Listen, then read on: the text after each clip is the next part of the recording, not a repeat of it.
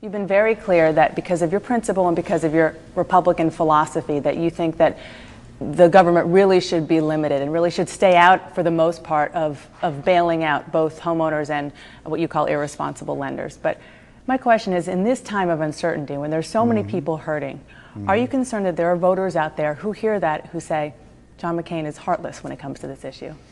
Well, actually, I think the government should facilitate a lot of things, and there have been numerous proposals, many of which I have supported and some that I will be coming forward with.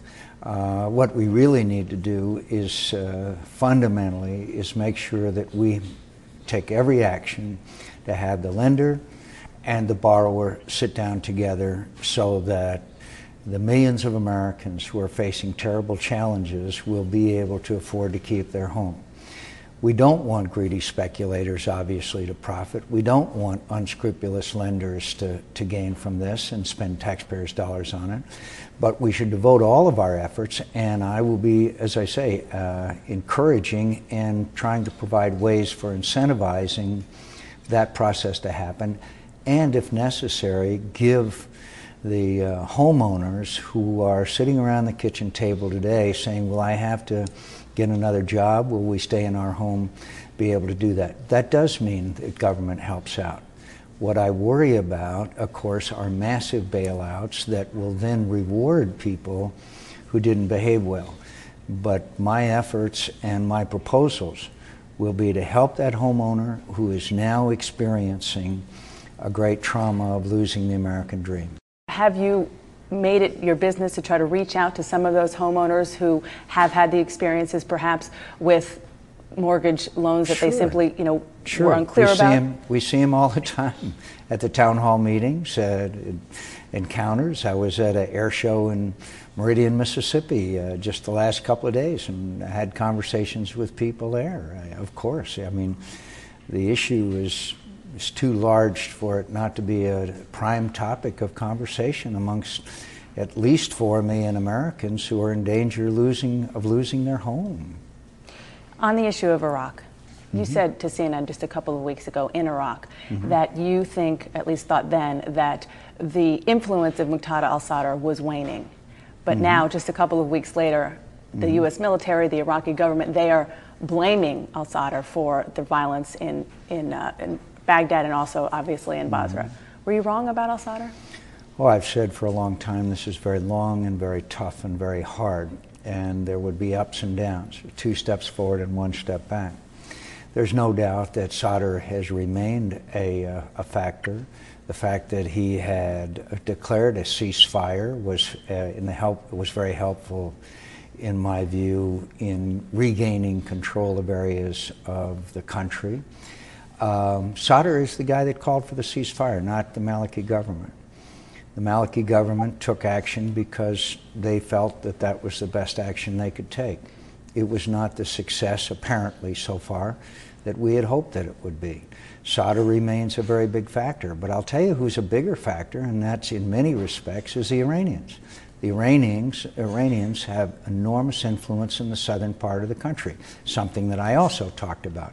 Basra was not under the government's control, which is something that I've been talking about for a long time. So the fact is that I said there would be ups and downs. I said that Sadr was still a major player, and his influence is going to have to be reduced and gradually eliminated. But do you still think his influence is waning? That's why I did not call for a withdrawal of troops on a timetable, because there's a lot of unpredictabilities associated with wars. Do you still think his influence is waning, or have you changed your mind on that? Well, I think his influence is waning, of course, but I never said that he wasn't a major factor in the affairs of Iraq and the problems we face. No, I don't think he's as strong as he once was, nor do most experts think that he was. But I never said that I thought that he was not a significant factor. But the problem in southern Iraq is largely militias, Shiite militias, Iranian influence, Iranian arming of these militias, and mafia-like organizations, including the influence of Sadr in Baghdad and other parts of the country. If the headlines that are on the front pages of the newspapers today are the same headlines on the front pages in late October, early November, does John McCain lose? I have no idea. I think that John McCain's experience, knowledge, background, and judgment on both national security and economic issues. I've been involved in economic issues for the last 20-some years. I was chairman of the Commerce Committee that oversights all sectors practically of our economy. So I'm strong on the economy, I'm strong on national security, and the important thing will be my vision for the future of this country. On this bio tour, this service tour that you're on, you're talking obviously a lot about your past and your experience.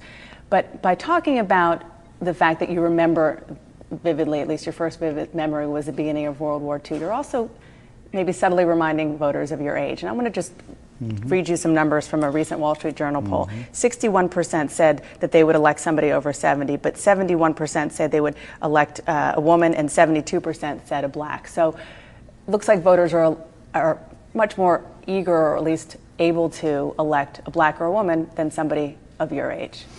Well, that's interesting because we are either tied or slightly ahead of both Senator Obama and Senator Clinton.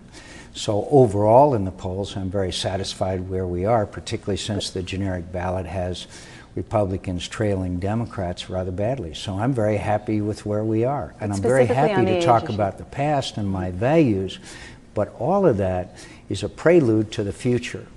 If you have experience and knowledge and background and judgment, that's what, and vision for the future, that's what the American people will, I believe, the factor that will decide whether they support me or not, and I'm very confident.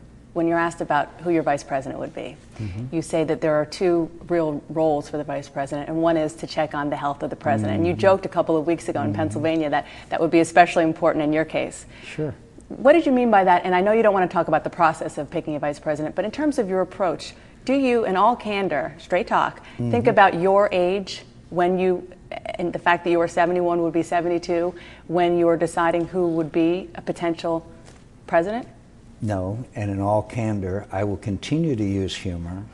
And if any commentator chooses to take a humorous remark and turn it into something serious, they are free to do that. But I will continue to use humor, and I think the American people like to have a little humor from time to time, and that was what that whole line was about. Absolutely, but understanding that completely, in all seriousness, when you're approaching who you're picking for the vice president, do you think about your age as a factor? And not particularly, no. I think about whether that person who I select would be most prepared to take my place, and that would be the key criteria.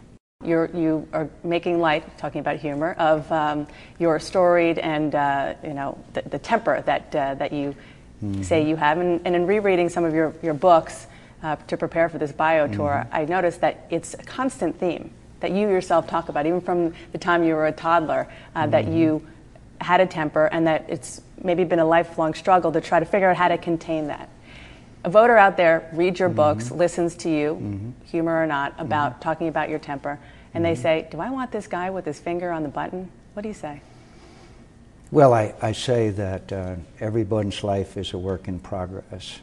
I have a better and more impressive record of bipartisanship and working across the aisle and legislative solutions and leadership than anybody that's running against me by far. And those leadership qualities required an even temper. And those abilities to reach across the aisle and work with Democrats for the good of my constituents in the country are clear indications that that's a very, very minor thing as compared to my record of accomplishment. And my record of accomplishment required even, mature, and experienced judgment in order to achieve what I've achieved. And I'm confident that the American people will judge that as well. And I am confident that they'll look at my record and my vision, and that's and if they don't expect me to get angry when I see corruption in Washington, when I see wasting needlessly of their tax dollars, when I see people behaving badly, they expect me to get angry, and I will get angry, because I won't stand for corruption, and I won't stand for waste of their tax dollars, and I will demand that people serve their country first and the special interests second. Senator, thank you very much. Thank you, Appreciate Dana. your time. Thank you.